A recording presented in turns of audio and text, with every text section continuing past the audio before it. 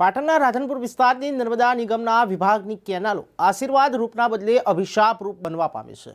રાધનપુર તાલુકાના ગરવડી ગામે પસાર થતી મસાલી ડિસ્ટ્રિક્ટ કેનાલમાં કોન્ટ્રાક્ટની ગંભીર બેદરકારી સામે આવી છે। નર્મદા નિગમના વિભાગ કેનાલમાં ચાલતા પ્રવાહમાં કોન્ટ્રાક્ટર દ્વારા કેનાલની રિપેરિંગ કરતા હોય તેવું સામે આવ્યું છે। ત્યારે ચાલતા પાણીના પ્રવાહ વચ્ચે કેનાલમાં કેટલા સમય સિમેન્ટની કામગીરી ટકી રહેશે તે એક સવાલ ઊભો થવા પામ્યો છે।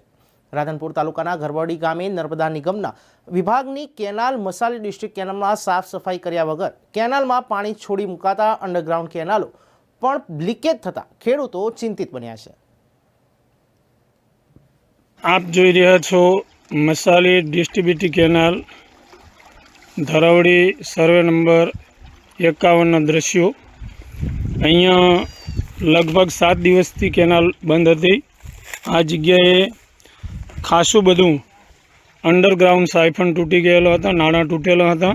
આ લોકોને વારંવાર રજૂઆત કરેલી અને એમ છતાં આ લોકો જે કામ કરવા માટે આવેલા એમને અણઘટ આવડતને લીધેથી રમણ ભમણ કામ કરેલું અને અત્યારે જે વાટો કરેલો છે એ પણ લીકેજ છે। અને અહીંયા મજૂરોને જે મૂકેલા છે કામ કરવા માટેલા અને એક બાજુ સિમેન્ટનું કામ ચાલી રહેલું છે, મજૂરો પાણીની અંદર કામ કરી રહ્યા છે।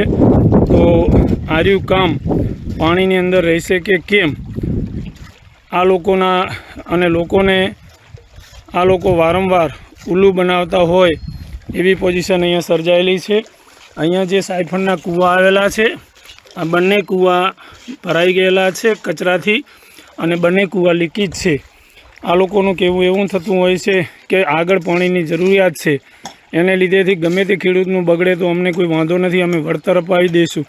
આ જગ્યાએ અત્યાર સુધી કેનાલ ચાલુ થઈ ત્યારથી વારંવાર કેનાલ તૂટેલી છે અને અથવા તો ઓવરફ્લો થયેલી છે।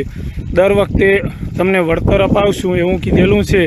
અત્યાર સુધીમાં લગભગ 13 વખત આ કેનાલ અહીંયા તૂટી છે અથવા તો ઓવરફ્લો થયેલી છે। એનું ફક્ત અને ફક્ત એક જ વખત વળતર 6000 રૂપિયા મળેલું છે, જ્યારે લાખોનું નુકસાન થતું હોય એના સામે